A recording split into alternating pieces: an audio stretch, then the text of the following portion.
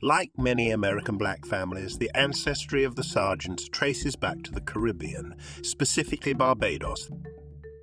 The earliest descendants were enslaved people in the Cuffey family who were brought in, probably from Nigeria to St. Philip's Parish, along the southeasterly shore of the island in the late 1600s. The Cuffeys married into the Sarjeant family in the line that would include James Richard Sarjeant, who was born a free man in 1785 near Bailey's plantation in St. Philip. He was said to be a literate mulatto man who was involved in aspects of sugar management that allowed him the privilege of traveling freely throughout the island. In 1816, the already horrific life of the slaves was looking to worsen and tempers were rising. Predictably, the powder keg was destined to explode, and on the evening of Easter Sunday, a rebellion was taking shape. The organization and leadership of the rebellion evolved on a number of sugarcane plantations, with each estate choosing its insurrection leader.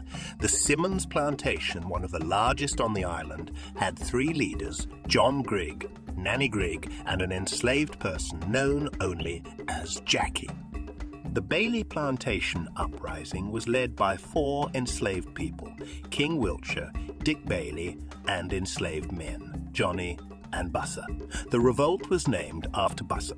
The rebellion started on Easter Sunday night, April 14, 1816. It broke out with cane fields being burned in St. Philip Parish, signaling to other rebels in the central and southern parishes that the rebellion had begun. It quickly spread from St. Philip to neighbouring parishes, which also experienced cane field burnings. In the first days of the rebellion, over 70 estates were affected, forcing white owners and overseers to flee to Bridgetown, the colonial capital, in panic. The planning and organization of the rebellion were accompanied by a propaganda campaign orchestrated by 3 free literate black men: Cain Davis, Roach, and Richard Sarjeant. The rebellion was quickly quelled without large numbers of fatalities, but it did serve to hasten the British to abandon slavery. Sarjeant managed to survive the melee and sired a large family of 11, which included Nathaniel, Mary Augustine, Henrietta, Adeline, James Francis, Desdemona, Joseph, Magdalene, Benoni, and Frederick Adolphus. Nathaniel Sarjeant fathered Alexander Sarjeant in 1859 in Barbados.